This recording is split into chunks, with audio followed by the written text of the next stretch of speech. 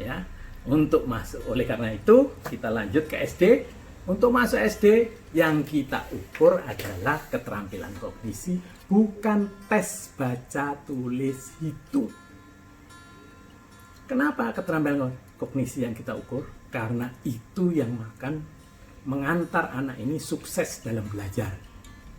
Kalau sudah diajari calistung tapi tulisannya jelek, tidak beraturan, dan tidak memenuhi kaidah penulisan, yang sebenarnya ini adalah ada gangguan-gangguan, mungkin di motorik kasar, motorik halus, atau bahkan di keseimbangan. Kalau itu di keseimbangan, anak ini tidak bisa konsentrasi, nggak bisa diam, nggak bisa duduk di kelas, keliling kemana-mana, yang menyebabkan guru tidak bisa mengajar dengan baik, dan akhirnya anak ini dimasukkan dalam sekolah inklusi.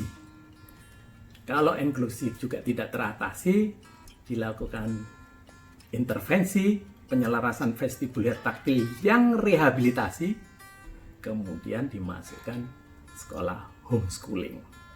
Nah, jumlah anak-anak segini ini banyak sekali karena ketidaktahuan orang tua, anak-anak ini sudah terlantar. Nah, inilah perlunya di SD ini diajarkan. Yang sebetulnya setelah usia atau tingkat 3 di SD atau kelas 3 di SD, itu yang akan berkembang mengkerucut adalah modalitas belajar. Apakah dia visual, auditorik, atau kinestetik. Ya kan? Kalau anak itu visual, taruhlah anak itu duduk di depan kelas. Kalau itu auditorik, taruhlah di tengah. Memang habitatnya anak yang auditorik itu ada di tengah. Yang kinestetik taruh di belakang, karena anak-anak yang kinestetik ini jahil, mengganggu konsentrasi, ditaruh di belakang. Tapi cara mengajarnya harus cerdik guru itu. Kalau yang visual nggak usah sering disuruh, dia tulisannya rapi, dan dia dengan melihat tulisan atau dengan membaca dia sudah mengerti. Sedangkan yang auditorik, gurunya harus pandai bercerita yang menarik sehingga tidak ngantuk. Sedangkan yang kinestetik sering-sering diperintah, disuruh ke depan mengerjakan. Itu habitat kinestetik. Ya kan? Akhirnya ketiga modalitas ini menjadi rata pengertian dalam kelas. Kalau ujian tidak jauh-jauh berbeda, hasil nilainya sama-sama mengerti. Itu mengenai modalitas belajar di SD.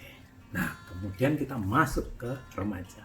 Remaja itu dimulainya kelas 2 SMP sampai SMA. Nah, anak-anak remaja ini yang terstimulasi bukan lagi cuman modalitas belajar, tetapi talenta majemuk, kecerdasan. Kalau kita ngomong kecerdasan majemuk, salah. Kecerdasan itu sudah majemuk. Jadi kecerdasan adalah majemuk. Dan itu ada 8 menurut Howard Gardner. Dan ini yang dikembangkan di dalam remaja, karena remaja itu sudah mulai tahu.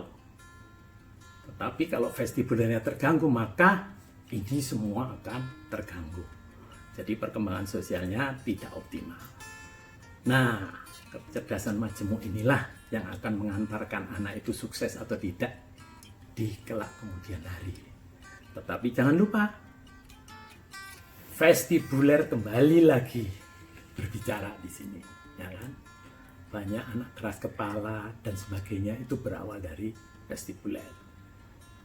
Ya, jadi saya menekankan di sini, jangan lupa mengecek vestibulernya anak itu, walaupun sudah besar, karena TK sekarang ini kebanyakan tidak bermain, tapi baca tulis hitung. Cukup dengan garasi aja sudah bisa bikin PAUD. Padahal itu tidak memenuhi hak asasi anak. Hak asasi anak untuk cerdas sosial itu tidak terpenuhi. Justru anak mendapat beban PR. TK itu nggak boleh ada PR.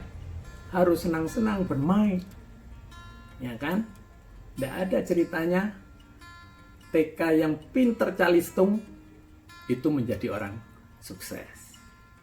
Yang saya maksud orang sukses itu adalah orang yang bisa entertain, ya kan?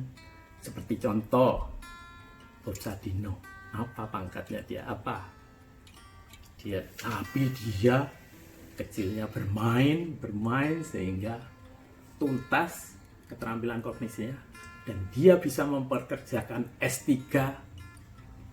S1, S2, S3 di perusahaannya. Jadi dia bisa menjadi pencipta kerja, bukan pencari kerja. Itulah vestibuler harus diasah mulai dini supaya anak-anak ini siap.